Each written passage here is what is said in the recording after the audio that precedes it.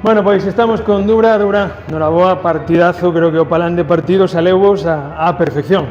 Sí, a ver, moi contentos, a verdade que o equipo estuvo a un nivel moi alto, como van facendo desde a volta de Navidades.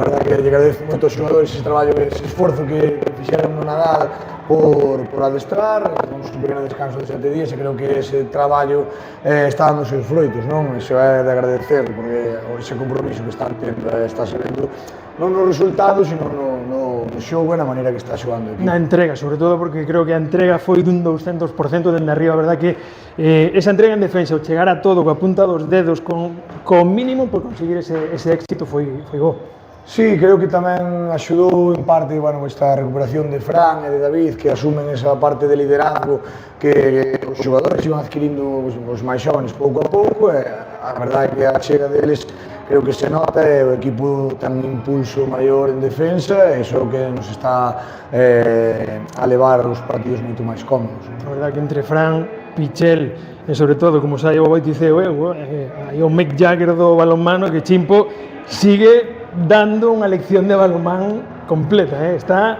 vamos, eu creo que eu sufrino, tío, sabes, creo que está a un nivel outra vez descomunal. Sí, sempre tivo un físico privilexiado, a verdade é que está desfrutando desta súa última tempada e está nos facendo disfrutar a todos. Eu estou encantadísimo, é un auténtico profesional e ojalá seguise moitos anos máis, pero bueno, a idade manda e neste caso Chimbo pois hasta o final vai a dalo todo. Pois Dubra, moitísimas gracias, noraboa. Moitas gracias. Moi ben, gracias. Estamos con Luis José, a verdade é que moitísimas perdas de balón na primeira parte, unha defensa deles non ao límite, pero sí chegando a todo, que dificultou moitísimo o xogo, Bueno, e o límite tamén, É verdad que, bueno, non vou poñer como excusa a arbitraxe, pero é verdad que o criterio, sabíamos que ese tipo de criterios a nós que somos máis pequenos prexudícanos, pero non é excusa, foron mellores en detalles que marcaron o partido. Creo que é un pouco injusto perder de 9 goles este partido. Sí, personalmente digo que sí. Temos 4 balóns para empatar na segunda parte, mediada segunda parte, 2 balóns en contraataque. Que pasa? Que erramos cousas moi claras e despois cometemos erros defensivos tamén moi claros. Fora diso, é verdade que a defensa deles estivo moi ben, costounos moito a defendela. Tiñamos moita atención posta no repliegue para a súa transición e penso que eso fixemos moi ben, sí.